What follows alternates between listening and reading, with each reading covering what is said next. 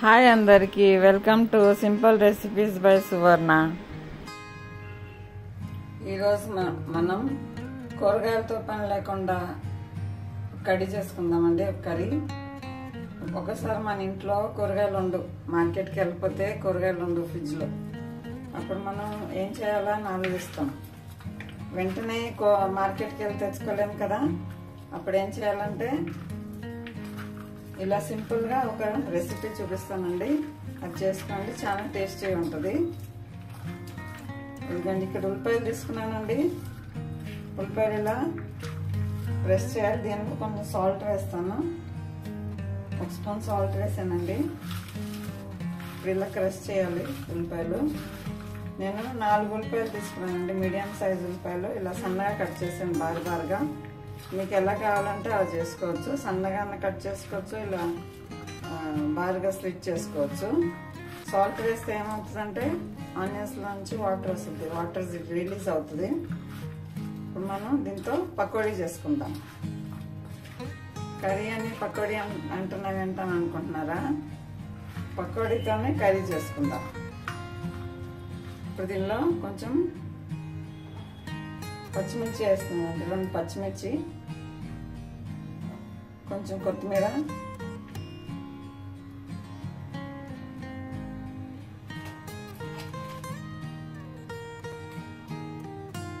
ధనియాల పొడి 1/2 స్పూన్,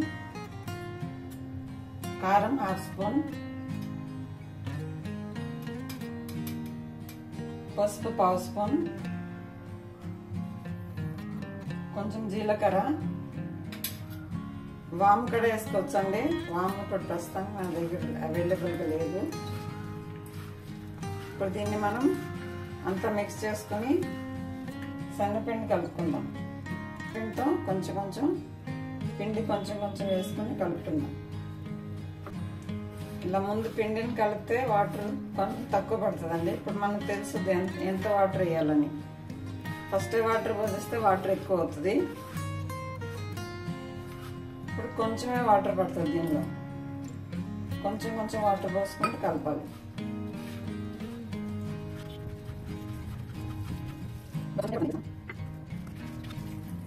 అంతే, మొత్తం 4-5 స్పూన్స్ వాటర్ పడింది అంతే. ఎందుకంటే ఆనియన్స్లో నుంచి కదా వాటర్ రిలీజ్ అవుతుంది, ఎక్కువ వాటర్ వేసుకోవద్దు.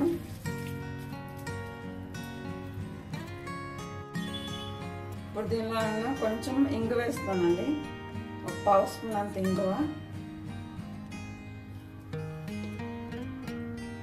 2 చిటికలు బేకింగ్ సోడా, తినే సోడా.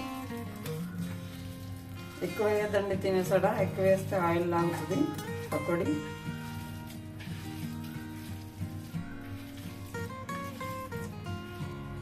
ఇంట్లో మీరు అల్లం వెల్లిపాయని వేసుకోవచ్చు, లేకుంటే అల్లం సన్నగా కట్ చేసి వేసుకోవచ్చు అండి. అల్లం వెల్లిపాయ వేస్తే కూడా చాలా టేస్టీగా ఉంటుంది. లేకుంటే అల్లం సన్నగా కట్ చేసి వేసుకోవచ్చు. ఇప్పుడు ఆయిల్ పెట్టానండి నేను, ఆయిల్ వేడెక్కుతుంది. ఇప్పుడు మనం పకోడీ వేసుకుందాం. చాలా రకాలుగా చేసుకుంటారండి కడి. శనగపిండి ఆయిల్ పెట్టుకుని కూడా వేసుకుంటారు, మినపప్పు వడలు వేసుకుని కూడా వేసుకుంటారు. మినపప్పు వడలు, శనగపిండి కలుపుకుని ఆవిరిపెట్టి కడిలో వేసుకుంటారు. ఇలా పకోడీ చేసుకుని కూడా వేసుకుంటారు. పకోడీ చేసుకుని వేసుకున్న కడి చాలా టేస్టీగా ఉంటుందండి. ఒకసారి చేసుకొని చూడండి ఎలా ఉందని.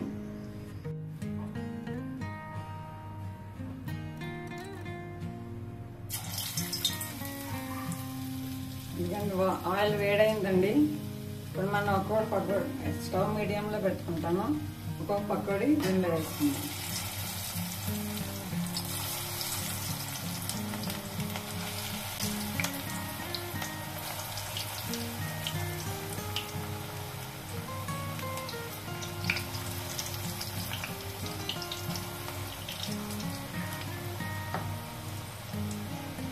మీడియం ఫ్లేమ్లో ఉడికించుకోవాలండి. పకోడీ లోపల వరకు ఉడకాలి కదా, మీడియం ఫ్లేమ్లో ఉడికించుకోవాలి. వేసిన వెంటనే కదపొద్దండి, కొంచెం ఆ బబుల్స్ పోయినాక తిప్పుకోవాలి.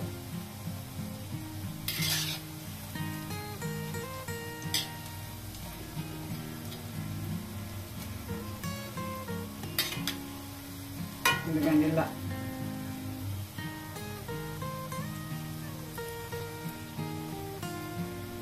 వేగినాయండి,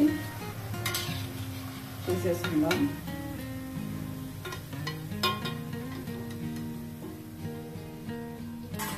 ఇలాగ అన్ని పకోడీలు వేసుకుందాం.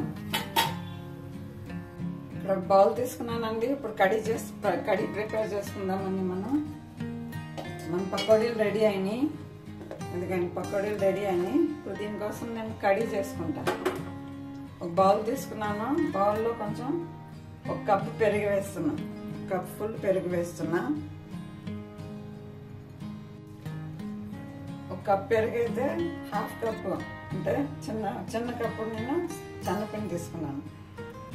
పెరుగు కంటే శనగపిండి తక్కువ ఉండాలి. ఇప్పుడు దీన్ని మనం విస్క్ చేసుకుందాం. లంప్స్ లేకుండా మిక్స్ చేసుకోవాలండి.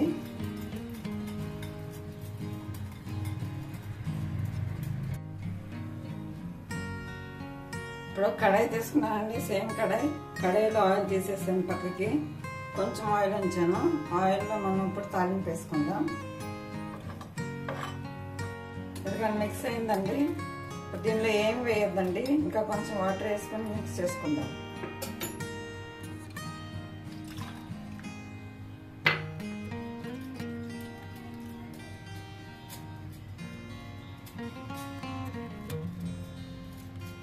గ్లాస్ అంతా వాటర్ పోస్తున్నానండి. పల్చగా ఉండాలి. ఆయిల్ వేడైందండి. దీంట్లో మనం జీలకర్ర ఆవాలు వేస్తున్నానండి.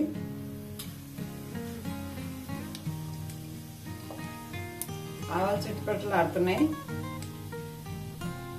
ఒక పచ్చిమిర్చి, కరివేపాకు,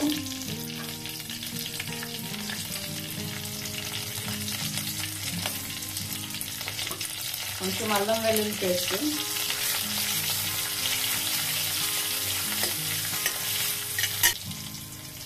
ఇంగువ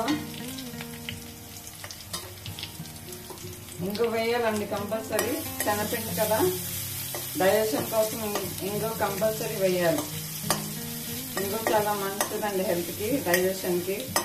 మన కడుపులో ఏమన్నా ప్రాబ్లం ఉన్నా కూడా, శనగపిండి ఏమన్నా ప్రాబ్లం అయినా కూడా ఇంగువ కవర్ చేస్తుంది.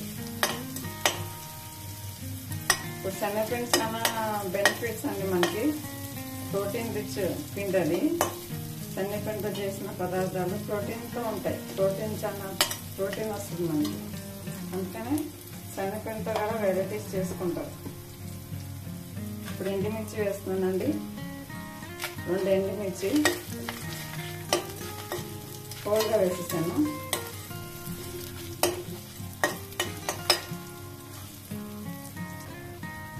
కొత్తిమీర ఇవి ఫ్రై అనియండి. కొంచెం పసుపు వేసుకుందాం. ఒక హాఫ్ స్పూన్ పసుపు వేస్తున్నానండి. ఈ పసుపు కొంచెం ఉడకడానికి కొంచెం వాటర్ వేసుకుంటా.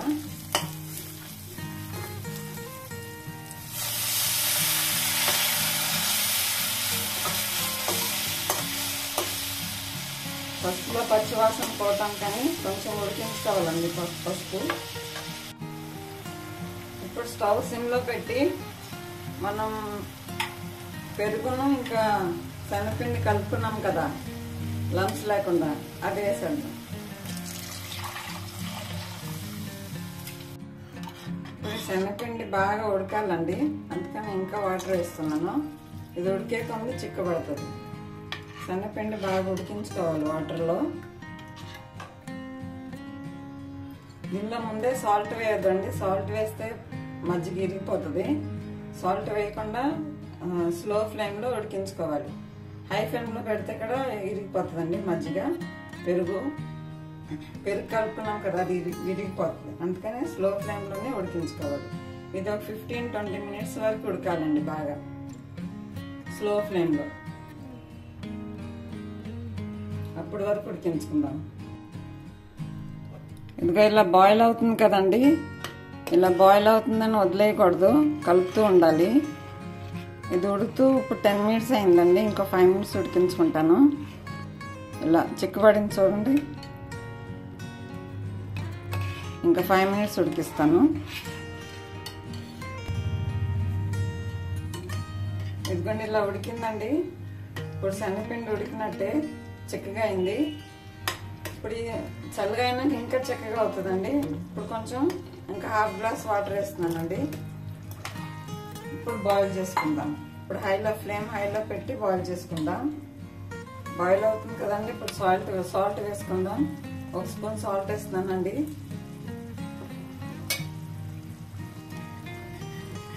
ఇప్పుడు ఈ పకోడీలు వేసుకుందామండి.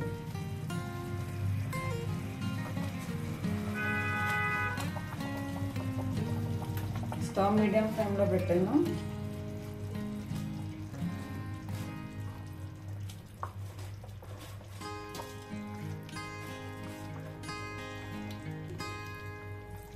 టూ మినిట్స్ ఆగి స్టవ్ ఆఫ్ చేస్తామండి. ఇప్పుడు ఈ లోపు మీరు సాల్ట్ చెక్ చేసుకోండి. అయిపోయిందండి. స్టవ్ ఆఫ్ చేస్తున్నాను. ఇప్పుడు సర్వ్ చేసుకుందాం. ఇప్పుడు కడికి రెస్టారెంట్ స్టైల్ రావటానికి తాలింపు వేసుకుందామండి.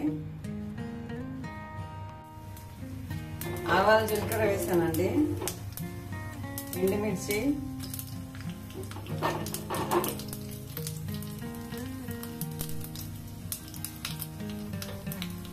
స్టవ్ ఆఫ్ చేశాను. ఇప్పుడు దీనిలో కొంచెం కారం వేసుకుందాం. తాలింపు మనం కడిలో వేసుకుందాం.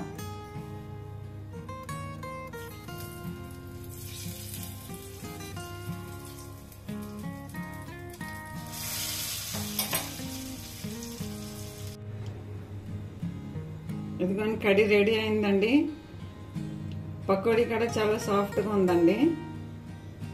ఇదిగోండి ఇది రైస్లో కన్నా చపాతీలో కన్నా బాగుంటుందండి. ట్రై చేయండి ఒకసారి.